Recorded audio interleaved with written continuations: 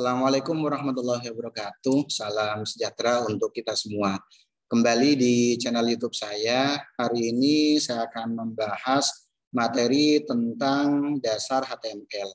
Materi tentang dasar HTML di sini akan banyak berguna terutama untuk calon programmer web atau yang nantinya untuk siswa atau untuk mahasiswa yang nantinya akan menekuni di bidang bahasa pemrograman web.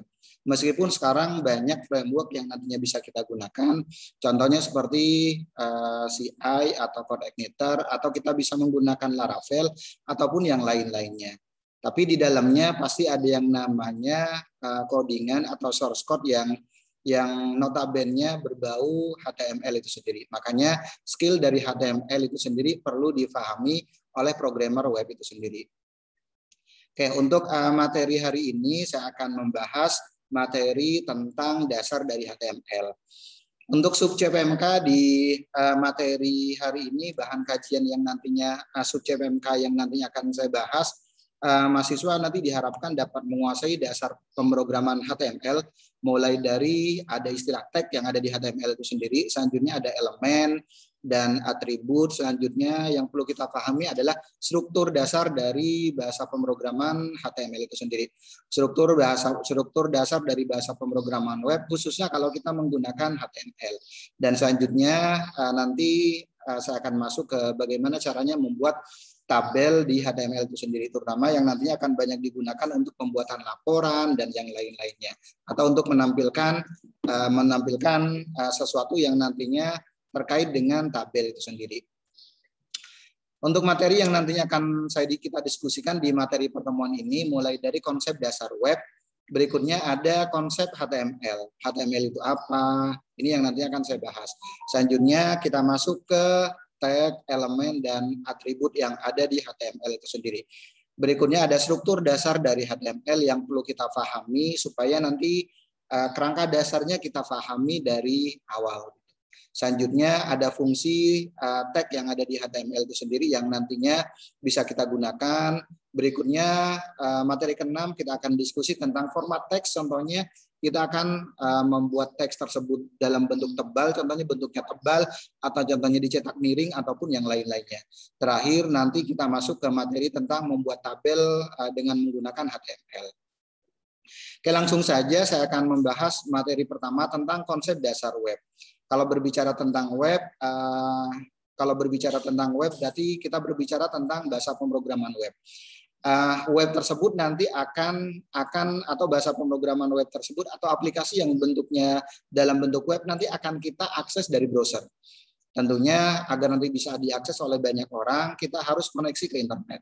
Internet di sini merupakan kependekan dari kata internet web, yang berarti rangkaian komputer yang terhubung menjadi beberapa rangkaian jaringan. Sistem komputer terhubung secara global dan tentunya menggunakan TCP/IP sebagai protokolnya. Secara umum, internet nanti dapat diartikan sebagai pertukaran informasi dan komunikasi pada prinsipnya. Banyak sekali aplikasi-aplikasi yang berbasis web yang ada di sekitar kita yang kita bisa nikmati contohnya setiap hari. Banyak informasi yang nantinya bisa kita sadur, yang bisa kita ambil, ataupun nanti kita bisa berkomunikasi dengan menggunakan bantuan dari web itu sendiri atau bantuan dari internet itu sendiri. Semua informasi bisa didapatkan dengan mudah dan bebas di internet tanpa ada batasan. Selanjutnya kita masuk ke konsep dari web server. Web server itu sendiri merupakan untuk mengakses bahasa pemrograman web, kita butuh yang namanya web server. Web server itu apa? Web server di sini merupakan perangkat lunak atau yang biasa disebut dengan software yang berfungsi menerima permintaan HTTP dan HTTPS dari klien yang dikenal dengan istilah web browser. Jadi kalau kita pengen mengakses bahasa pemrograman, tentunya kita bisa menggunakan web browser.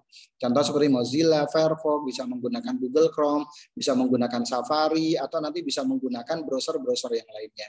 Dan mengirimkan kembali hasilnya dalam bentuk halaman-halaman web yang umumnya berbentuk dokumen HTML. Inilah yang disebut dengan web server.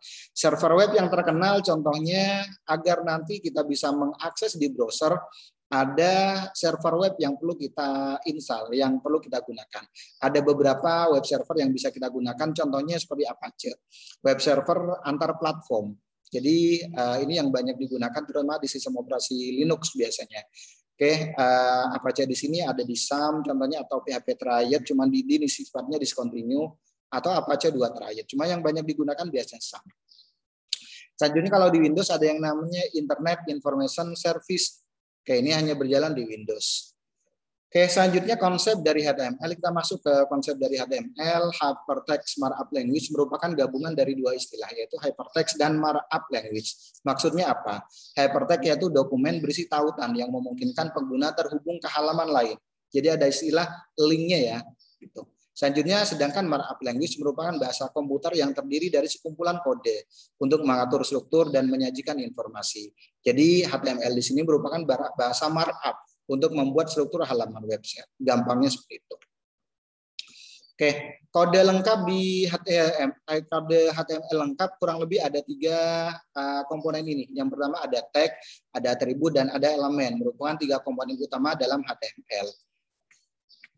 Oke, semua kode HTML yang menyusun halaman web pasti mengandung 3 komponen ini. Dan ketiganya saling berkaitan satu sama lainnya.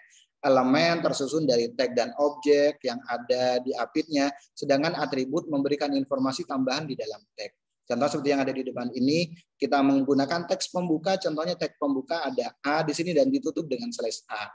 Selanjutnya href di sini merupakan atribut name. Selanjutnya ada atribut value-nya, contohnya http www.google.com. Oke, mulai dari tag A sampai dengan yang ditutup dengan buka kurung siku, tutup kurung siku, ini disebut dengan tag pembuka. Selanjutnya ada istilah tag penutup.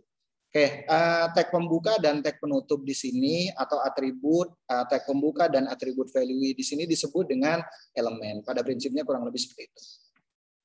Oke, selanjutnya saya fokus, saya bahas satu-satu, mulai dari tag yang ada di elemen, tag HTML, tag khusus yang digunakan untuk menandai suatu konten, yang menentukan bagaimana aplikasi web browser menampilkan konten secara visual nantinya.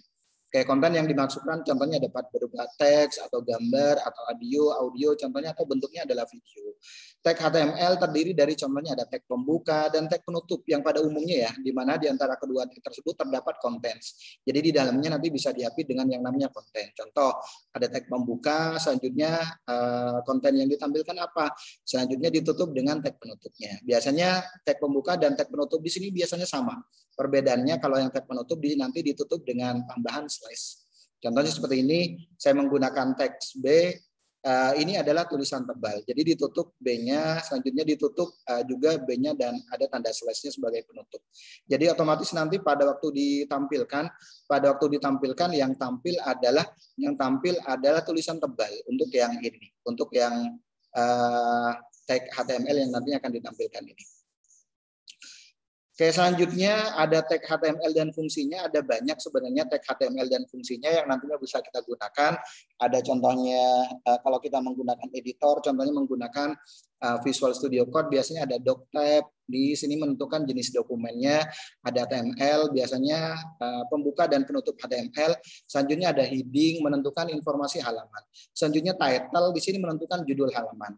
Jadi nanti yang akan tampil contohnya yang nantinya akan tampil di browser pada saat kita jalankan. Selanjutnya ada body, tempat menampilkan konten, biasanya ada di sini. Selanjutnya ada H1 sampai H6, biasanya judul teks. Selanjutnya ada paragraf, biasanya kita mulai dengan P. Ada HR, membuat garis horizontal. Selanjutnya ada komentar, ada menebalkan teks dan yang lain-lainnya. Ini yang tag HTML yang banyak nanti akan kita gunakan. Selanjutnya elemen di HTML. Elemen HTML adalah semua kode HTML yang dimulai dari tag pembuka hingga tag penutup. Itulah yang disebut dengan elemen. Terdapat 2 jenis elemen, yaitu elemen normal dan elemen tunggal atau elemen kosong. Maksud dari elemen normal, cara penulisan untuk elemen normal adalah dimulai dari tag pembuka dan diakhiri dengan tag penutup. Itulah yang disebut dengan elemen normal. Contohnya seperti ini. Nama teksnya ditutup juga, selanjutnya nanti diapit oleh isi atau konten. Selanjutnya ditutup oleh teks penutup. Contoh, konten dengan tulisan tebal. Ini juga ditutup dengan teks B juga. Otomatis nanti contoh elemen untuk membuat tulisan tebal dimulai dari contohnya B ini nantinya. Oke, selanjutnya elemen tunggal atau elemen kosong. Elemen tunggal atau elemen kosong yang biasa disebut dengan void element memiliki cara penulisan yang berbeda. Pada jenis elemen ini tidak ada tag penutup, sebagai gantinya ditambahkan slash pada akhir tag pembuka. Contoh seperti ini nih. Contohnya kita menggunakan Kita akan ngambil image, contohnya image source-nya contohnya sama dengan selanjutnya tanda kutip. Tanda kutip lokasinya di mana contohnya. Berikut extension-nya. Nanti ditutup dengan slash ini sebelum ada buka kurung siku contohnya. Sebelum ada tutup kurung siku. Kode di atas adalah untuk menampilkan gambar. Teks yang digunakan adalah teks img dengan atribut src untuk menentukan letak file gambarnya. Kemudian ditambahkan tanda slash setelahnya contohnya. Berarti di sini sebelum nanti ditutup ada slash ini ya. Oke, elemen HTML berdasarkan tampilan terdapat dua jenis elemen jika dilihat dari tampilan pada web browser, yaitu block level elemen dan inline elemen. Maksudnya apa? Untuk yang block level elemen tampilannya selalu dimulai dari baris baru. Secara default, elemen ini tidak akan berada di samping elemen sebelumnya, tapi akan berada di bawah elemen sebelumnya. Contoh, kalau kita menggunakan heading 1, menggunakan heading, dan kita menggunakan paragraf. Biasanya otomatis nanti ada di bawahnya tuh, meskipun contohnya kita nggak menggunakan BR. Contohnya seperti ini. Kita ketik contohnya teks biasa, selanjutnya nanti kita menggunakan H1, ditutup juga dengan H1, selanjutnya kita gunakan paragraf, otomatis nanti tampilan di browser ya kurang lebih seperti ini. Tanpa kita menggunakan BR pun tetap dia akan langsung pindah baris. Ini yang disebut dengan block level element. Yang kedua yang disebut dengan inline element. Inline elemen artinya elemen sebaris. Elemen ini tidak dimulai dengan baris baru, tetapi akan melanjutkan di samping elemen yang juga inline elemen. Contohnya kalau kita menggunakan B, menggunakan teks B, menggunakan teks I, dan yang lain-lainnya. Contohnya seperti ini nih. Kita update dengan teks B di sini buat bold atau untuk yang in, untuk yang I. Nanti hasil tampilannya kurang lebih seperti ini. Sesuai kalimat yang ada yang di-update di situ nanti akan disesuaikan, yang ada yang dicetak tebal dan ada yang dicetak miring. Cuma nanti tampilannya terus ke sebelah kanannya gitu. Elemen B adalah jenis inline elemen, hasil di browser akan ditampilkan di samping teks biasa. Begitu juga untuk elemen I, karena juga inline elemen, maka ditampilkan di samping B. Selanjutnya kita masuk ke atribut yang ada di HTML. Informasi tambahan yang diberikan untuk elemen yang dituliskan pada tag pembuka. Itulah yang disebut dengan atribut HTML. Cara penulisannya adalah nama atribut sama dengan value atribut. Tadi sebenarnya sih sudah ada. Satu elemen bisa ditambahkan beberapa atribut sekaligus. Value atribut harus diapit dengan petik ganda atau bisa petik tunggal. Contoh yang tadi kita menggunakan hyperlink, contohnya menggunakan hyperlink seperti ini, menggunakan tag A, selanjutnya ditutup dengan tag A juga. Selanjutnya contoh di atas adalah sebuah elemen HTML link ke Google. Pada teks pembuka terdapat tambahan dua atribut, yaitu href dan title. Jadi di sini ada href dan title-nya nih. Href di sini untuk memberikan informasi tambahan alamat URL Google-nya, sedangkan title digunakan untuk menambahkan informasi tambahan toolstrip saat mouse nanti diarahkan ke link tersebut. Oke, ada beberapa atribut HTML dan fungsi yang nantinya bisa kita gunakan. Ada ID, contohnya ada class, ada style yang biasa digunakan untuk CSS nih stylenya. Selanjutnya ada title, ada aksesoris dan yang lain-lainnya. Selanjutnya kita masuk ke struktur dasar dari HTML. Jadi sebelum kita masuk ke praktikum, yang perlu kita pahami adalah struktur yang ada di HTML itu sendiri. Oke, kurang lebih struktur dasar dari HTML terdiri dari biasanya doctype HTML, berfungsi untuk mendeklarasikan kepada komputer bahwa akan menuliskan perintah dalam kode HTML. Selanjutnya ada HTML, ditutup dengan slash HTML, merupakan teks yang menandakan bahwa akan memulai dan mengakhiri dokumen dalam kode HTML. Selanjutnya ada heading diisi dengan metadata dari dokumen HTML. Seperti contohnya judul, tab, ada deskripsi, dan yang lain-lainnya. Selanjutnya ada body diisi dengan konten halaman website. Contoh seperti yang ada di depan ini contohnya. Oke, contohnya seperti ini. Contohnya saya coba buka menggunakan aplikasi, menggunakan editor Visual Studio Code contohnya. Saya buka, kebetulan saya sudah buat folder baru, contohnya yaitu belajar HTML. Selanjutnya saya tambahkan satu file lagi, contohnya. Contoh dasar HTML. Atau struktur deh. Struktur HTML. Struktur.html. Extensionnya HTML. Oke, kurang lebih seperti ini. nama filenya pun sudah ada. Selanjutnya agar nanti kita tidak usah ngetik semuanya, kita bisa menggunakan emit abbreviation dengan cara tekan shift tanda seru. Nanti akan muncul emit abbreviation-nya. Oke, di sini otomatis nanti akan muncul strukturnya. Title-nya contohnya saya berikan nama, contohnya judul halaman web. Judul halaman web contohnya. Selanjutnya nanti di body-nya di sini contents-nya. Konten yang nantinya akan kita letakkan contohnya di pada waktu ditampilkan contohnya. Oke, contohnya di sini saya menggunakan paragraf. Oke, contoh di sini konten halaman web. Konten halaman web. Halaman web contohnya. Selanjutnya saya simpan. Coba kita lihat contohnya, kebetulan saya simpan di kebetulan saya simpan di C. Selanjutnya ada htdoc.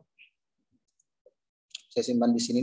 Selanjutnya ada belajar HTML, ada file namanya tadi struktur ya. Nah, ini contohnya. Kalau kita buka, kurang lebih nanti tampilannya seperti ini nih. Pada waktu kita buka, kurang lebih nanti tampilannya seperti ini. Akan muncul yang namanya di atasnya ada judul halaman web. Berarti ini title-nya nih. Title-nya. Selanjutnya konten halaman webnya di sini yang ada di dalam, biasanya ada di dalam body-nya. Jadi inilah yang disebut dengan konten. Selanjutnya ini title-nya. Kurang lebih seperti itu. Kalau berbicara struktur dari bahasa pemrograman kalau kita menggunakan HTML. Oke, ini contohnya, ini elemen title-nya tampil di title bar ya. Selanjutnya ini konten halaman web elemen atau body nanti akan ditampilkan di halaman web browser. Berikutnya struktur dasar dari HTML. Pengguna juga bisa melihat kode HTML yang menyusun halaman web pada aplikasi web browser dengan cara contohnya klik kanan. Contohnya seperti ini nih. Contohnya kita bisa, kalau pengen melihat, contohnya saya menggunakan browser, salah satu browser, klik kanan, view page source. Nanti akan tampil di sini. Cuman ada beberapa browser yang nantinya bisa kita gunakan pada waktu kita klik kanan, contohnya view page browser kita nggak bisa ditampilkan. Bisa contohnya, terutama untuk security-nya. Selanjutnya kita masuk ke fungsi teks yang ada di HTML. Untuk membuat paragraf, ada beberapa teks yang ada di HTML. Ada contohnya tag P atau paragraf. Penulisannya adalah dimulai dari tag pembuka P dan diakhiri dengan penutup P juga, slash P. Sifat-sifat pada tag P di sini, spasi tambahan tidak ditampilkan. Yang kedua, baris baru tidak ditampilkan. Fungsi teks BR adalah untuk menyisipkan jeda baris atau dengan kata lain digunakan untuk ganti baris. Atribut align digunakan untuk merapikan paragraf. Biasanya kan ada align center dan yang lain-lain itu dan mengaturnya. Terdapat 4 value untuk merapikan paragraf yaitu left, center, right, dan justify. Contoh seperti yang ada di depan ini contohnya untuk yang latihan 2. Ini kan kita menggunakan paragraf. Selanjutnya ada paragraf juga di sini, cuman saya enter kayak gini. Tapi pada waktu saya running, tampilannya cuma ada 2 nih. Kenapa? Meskipun kita enter, tetap kebacanya contohnya 1 paragraf. Gitu. Jadi beda halnya dengan yang Microsoft Word ataupun yang lainnya. Selanjutnya ini contoh yang latihan 2, kita menggunakan line paragraf, kita menggunakan yang left, center, right, justify. Nanti tampilannya kurang lebih seperti ini nih tampilannya. Ini untuk yang latihan kedua. Selanjutnya ada yang namanya format teks di HTML. Untuk menebalkan teks pada HTML dapat menggunakan tag B atau tag strong. Untuk membuat tulisan teks miring pada HTML bisa menggunakan tag I atau tag EM. Selanjutnya tag U digunakan untuk membuat tulisan garis bawah pada HTML. Oke, contoh seperti ini kita menggunakan, contohnya di sini saya menggunakan tag B. B di sini nanti di kata Asusnya. Selanjutnya ada strong juga nih. Ada strong juga ditutup dengan strong, berarti ini yang nantinya akan saya buat strong. Selanjutnya ada I juga, ada EM juga. Nanti tampilannya kurang lebih seperti ini. Asus dan tidak membanting dan menghindari air nanti akan otomatis bold. Dan ada juga yang dicetak miring. Ini masuknya ke format teks untuk yang latihan ketiga. Selanjutnya yang berikutnya membuat tabel di HTML. Tabel sering digunakan pada halaman web untuk menampilkan data yang tersusun dalam bentuk kolom dan baris biasanya. Seperti contohnya laporan, daftar pembukuan, dan sejenisnya. Oke, contoh komponen dari tabel kurang lebih seperti yang ada di depan ini. Ada baris dan kolom. Ada baris dan kolom. Selanjutnya pertemuan antara baris dan kolom disebut dengan sel. Oke, jadi secara garis besar komponen utama tabel terdiri dari 4 bagian. Yang pertama ada baris, selanjutnya yang kedua ada kolom, selanjutnya ada yang namanya sel. Sel di sini pertemuan antara baris dan kolom, selanjutnya border atau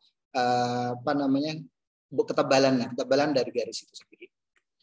Oke, untuk membuat tabel di HTML menggunakan teks, contohnya tabel ditutup dengan tabel. Kemudian di dalam tag tersebut ditambahkan tag tr dan ditutup dengan tr. Dan di dalam tag tersebut diberi dengan tag td. Tag tabel digunakan untuk mendeklarasikan atau membuka dan menutup tabel. Tr di sini untuk membuat baris ya pada tabel atau yang biasa disebut dengan tabel row. Selanjutnya td di sini membuat kolom atau tabel data. Sehingga akan membentuk sel nantinya. Oke. Contoh seperti yang ada di depan ini, kita buat tabel contohnya. Selanjutnya di sini untuk ketebalannya saya menggunakan CSS nih. Kita mulai dengan style contohnya. Untuk menampilkan border pada HTML versi 4 atau cukup menggunakan atribut border dengan value gitu kan ya biasanya. Border sama dengan 1 contohnya. Namun kalau menggunakan HTML versi 5 ini sudah nggak disupport. Kita bisa menggunakan CSS contohnya seperti ini nih. Kita menggunakan CSS, selanjutnya tabel dan TH dan TD-nya bordernya berapa gitu contohnya. Oke, berikutnya di sini kita buka dengan tabel, selanjutnya ditutup dengan tabel. Selanjutnya TR. TR di sini tabel row-nya ya. Row-nya atau barisnya berapa, baru nanti TD-nya atau ke kolomnya gitu. Baris 1, kolom 1, baris 1, kolom 2, baris 1, kolom 3, baris 1, kolom 4. Sehingga nanti pada waktu di running akan tampil seperti ini. Berikut bordernya pun akan terbentuk. Itu kurang lebih seperti ini. Tapi kalau saya hilangkan yang ini nih, yang CSS-nya, nanti nggak ada nggak kerang gitu. Nggak kerang untuk bordernya. Oke, atribut untuk HTML untuk tabel contohnya kita bisa menggunakan ada istilah call span dan row span. Kalau di Microsoft Word match cell ya. Kalau di Microsoft Word atau Excel disebut dengan match cell.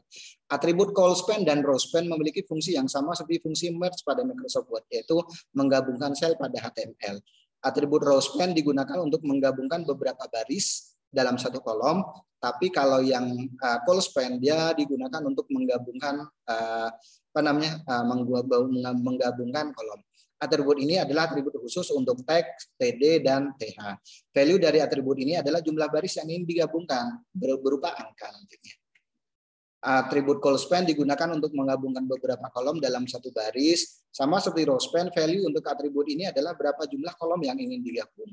Oke, contoh seperti ini contohnya. Seperti yang ada di latihan 5, contohnya saya akan menggabungkan, contohnya ini kita menggunakan yang row span, berarti saya menggabungkan baris yang akan saya gabungkan.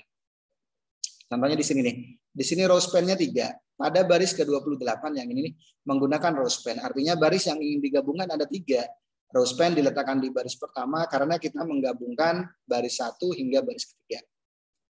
Sehingga nanti tampilannya contohnya kurang lebih seperti ini nih contohnya. Jadi untuk yang status ya, untuk yang status nanti akan ditampilkan contohnya yang baris di sini nanti akan digabung menjadi 1. Oke. Selanjutnya ini contoh dari call span. Call span di sini menggabungkan 2 kolom. Dari kolom 2 yang hingga kolom 3 contohnya. Ini kolom kedua dan kolom ketiga yang nanti akan saya gabungkan. Jadi ada 2 kolom yang saya gabungkan, yaitu kolom 2 dan kolom 3. Oke, ini kurang lebih untuk pembahasan materi tentang dasar dari HTML. Demikian penjelasan materi pertemuan ini. Mohon maaf kalau ada kata-kata yang kurang berkenan. Saya akhiri. Assalamualaikum warahmatullahi wabarakatuh dan salam sehat untuk kita semuanya.